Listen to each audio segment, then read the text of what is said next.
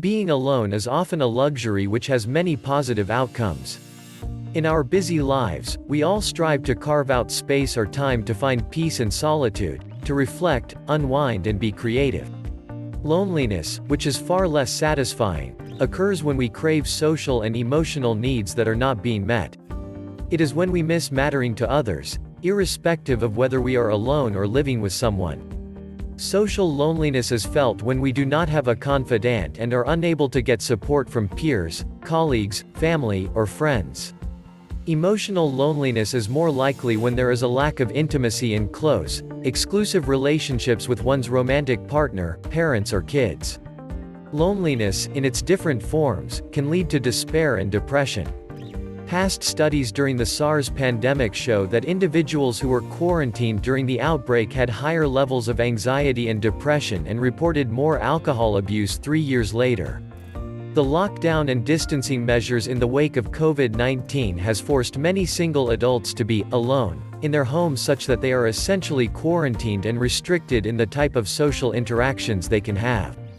At first, such individuals may see an increase in productivity as they are likely to replace social activities with more alone time on work.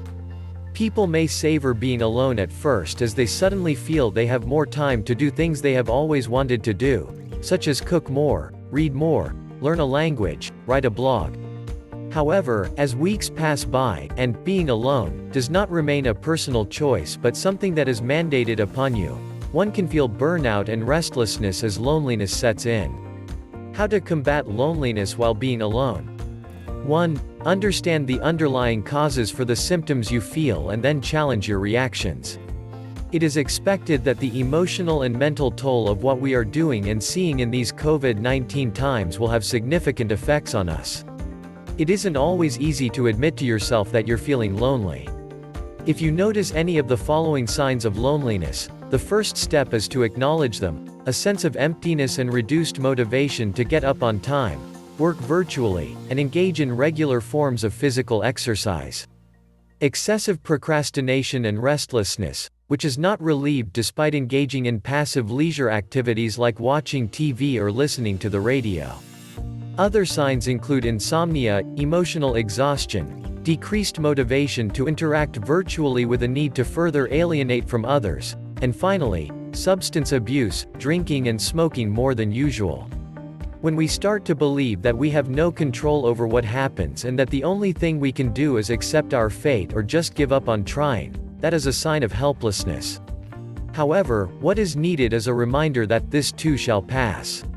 Carefully analyze what you are thinking and actively challenge these ideas and dispute the negative thought patterns. When you become aware of your feelings and recognize the patterns and thoughts, while engaging in self-talk that takes you out of what may be a downward spiral of learned helplessness and sadness, your mental health improves. 2. Watch what you consume. Pay attention to what you read and watch while at home. If you're practicing social distancing, obsessively reviewing live updates on COVID-19 may not be necessary. It will take time to flatten the curve, and this may last longer than we thought. Thus, daily checks on global transmission and death rates may at times give the impression that nothing is changing. Information you consume has a conscious and unconscious effect on your emotions and thoughts. One way to regulate your emotions while engaging in passive leisure like TV and radio is to pick episodes that make you feel the emotions you are craving rather than instituting further fear and feelings of loss. 3. Find a project that gives you creative control. At this stage, many of us are uncertain about the future and feel that we lack control over when this period of isolation will end. Such a lack of control can lead to grief and sadness. Research shows that activities that provide control, autonomy, and a sense of achievement lead to more happiness. Creative art projects that require repetitive movements can reduce stress. Building something from scratch, even a Lego assembly, can give you a sense of control, purpose and achievement. You could also invest time in your future by using the time to upskill yourself. Many free online courses are being promoted. This may be the time to take advantage of them. 4. The quality is more critical than the quantity in your tribe. Feeling connected irrespective of whether you are an introvert or an extrovert, is a fundamental human need. Social attachment and intimacy we share with friends, family, and our colleagues promote mental and physical health. If you are working from home, acknowledge that the colleagues at work, with whom you spend a majority of your working hours, sharing work stressors and celebrating success, and sneaking out for that lunch or Friday evening drink, filled an essential gap in your life. You must reach out to them and continue as many of those interactions virtually. Pick up that phone and message a friend or a colleague. Just ask them how they are doing. Do not fear interrupting others, if it's not odd hours, as they may be waiting to catch up and connect too. 5. Use technology wisely. Remember that you have a lot of technology at your disposal.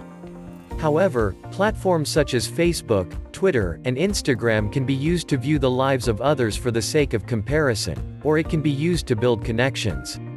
Focus on building relationships by using these platforms to reach out, by devoting time to have agenda-less chats, to vent, to listen, and to encourage.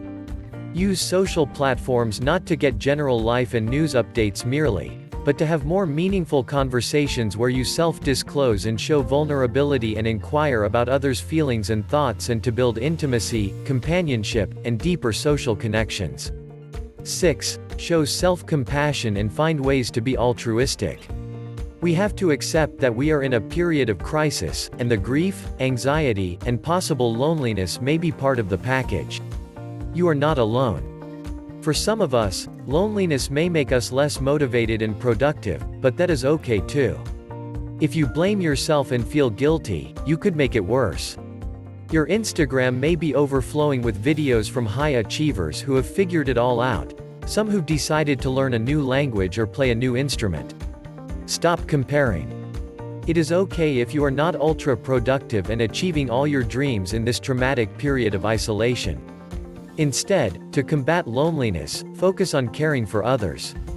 Research shows that one can feel a sense of purpose when we help others, as it reminds us that our actions can matter. Depending on what part of the world you're in and how strict the restrictions are, find ways to drop off care packages for the underprivileged, donate blood, or offer to do grocery for your neighbor the next time you step out for yours. These small gestures can go a long way to combat loneliness, build connections, and give significance to your current life.